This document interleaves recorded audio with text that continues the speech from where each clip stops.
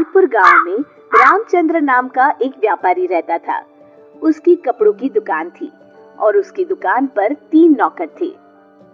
मोनू, तुम अपने घर गए थे ना? तुम्हारी बहन की शादी कैसी रही? बहुत अच्छे से हो गई मालिक। अगर आपने पैसों की मदद नहीं की होती तो पता नहीं क्या होता। ये तो सब ऊपर वाला करता है, मैं तो सिर्फ जरिया हूँ। रामचंद्र बहुत दयालु था और सबकी मदद किया करता था। मोनू भाई, सेठ जी कितने अच्छे हैं। मुझे भी माँ के इलाज के लिए कुछ पैसे चाहिए। मदद नहीं, बस एडवांस दिलवा दीजिए ना। अरे तुम खुद ही कह दो ना सेठ जी से, सेठ जी मना नहीं करेंगे। सबको इतनी आसानी से पैसे देते हैं? जरूर इस सेठ के पास बहुत ज्यादा पैसा है।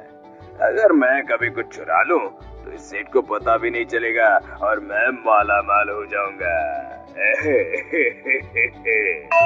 एक दिन रामचंद्र जी को हाथ में चोट लग जाती है।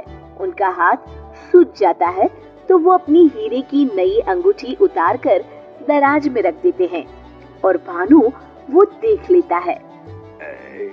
अब तेरी किस्मत बदलने वाली है भानु बेटा। अगर ये हीरे की अंगूठी तेरे हाथ लग गई ना तो ये लहंगा चोली के चक्कर में नहीं पड़ना पड़ेगा। अपनी भी एक दुकान होगी, तू भी दिन भर सेठ की कुर्सी पर बैठा रहेगा, तेरे आगे पीछे नौकर चाकर घूमेंगे।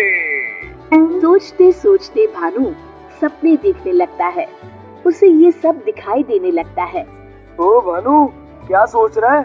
चल खाना खाने चलते हैं, सेठ जी भी आराम कर रहे हैं। तुम लोग जाओ यार, मेरा मन नहीं है। क्यों? तेरी तबीयत तो ठीक है ना? हाँ भाई, मेरी तबीयत एकदम दुरुस्त है, बस कुछ करने का मन नहीं है।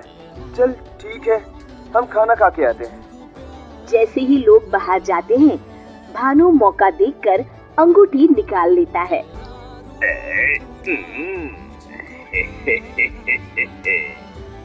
शाम के समय आज का हिसाब खत्म कर बच्चों, अब दुकान बंद करने का समय हो गया है। जब वे दराज खोलते हैं, अरे ये क्या, मेरी अंगूठी कहाँ गई? मोनू, भानु, भोला, तुम लोगों ने मेरे हीरे की अंगूठी कहीं देखी है क्या? कौन सी अंगूठी मालिक? क्या हुआ मालिक?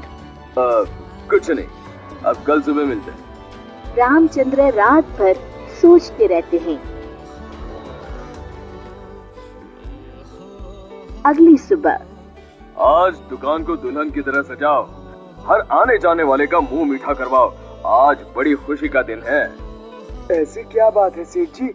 दरअसल कई सालों पहले एक दिन मुझे एक हीरे की अंगूठी मिली, मैं उसे उठा के घर ले आया। उसी रात मुझे सपने में आकर एक बाबा ने श्राप दिया कि तूने पैसों के लालच में जो अंगूठी उठाई है, अब वही तेरा नुकसान करवाएगी। जब से वो अंगूठी मेरे पास थी, मुझे कहीं न कहीं घाटा होता रहता था। घर में कोई न कोई बीमार होता रहता था। पर कल वो अंगूठी किसी ने चुरा ली और वो चोर अंगूठी के साथ साथ श्राप भी ले गया। पर अगर ऐसा ही था तो आपने वो अंगूठी फेंक क्यों नहीं दी सेठ जी? अरे बाबा जी ने कहा था कि न मैं उसे फेंक सकता हूँ, ना ही किसी को दे सकता हूँ। बस मुझे इंतजार करना है कि कोई स्वेच्छा से वो अंगूठी मुझसे ले ले। तो क्या आपका श्राप मुझे मेरा मतलब उस चोर को लग जाएगा? बिल्कुल। अब वो बेचारा ना अंगूठी फेंक सकता है, ना किसी को दे सकता है। वैसे एक उपाय है। क्या उपाय सेठ जी? अरे तुम्हें क्या करना भानु भैया, अब चोर जाने और उसकी किस्मत। तू चुप कर, मैं तो ऐसे ही जानना चाहता हूँ। हाँ क्यों नहीं, क्यों नहीं। दरअसल अगर पूर्णिमा की रात को चोर हमारी दुकान के पीछे वाले बरगद के नीचे अगर अंगूठी गाड़ दे तो वो श्राप से बच जाएगा। तो आपने क्यों नहीं ऐसा किया सेठ जी? तू मेरी जान ले ले। अरे भाई, मुझे ये उपाय अभी पता चला। कल पूर्णिमा है, कल मैं उस अंगूठी को गाड़ने वाला ही था।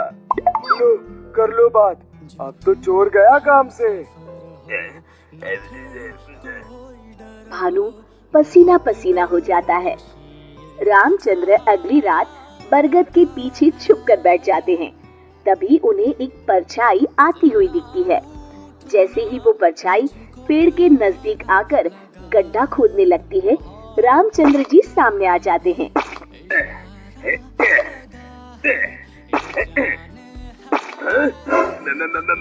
मर गया रे, मुझे माफ कर दीजिए सेठ जी। क्यों, क्या सोचने लगा भानु? माफ कीजिए, मैं हाथ जोड़ता हूँ, आपके पैर पकड़ता हूँ, मुझे माफ कर दीजिए, मुझे इस शराब से मुक्ति चाहिए। ये क्या अगड़म बगड़म बोल रहा है?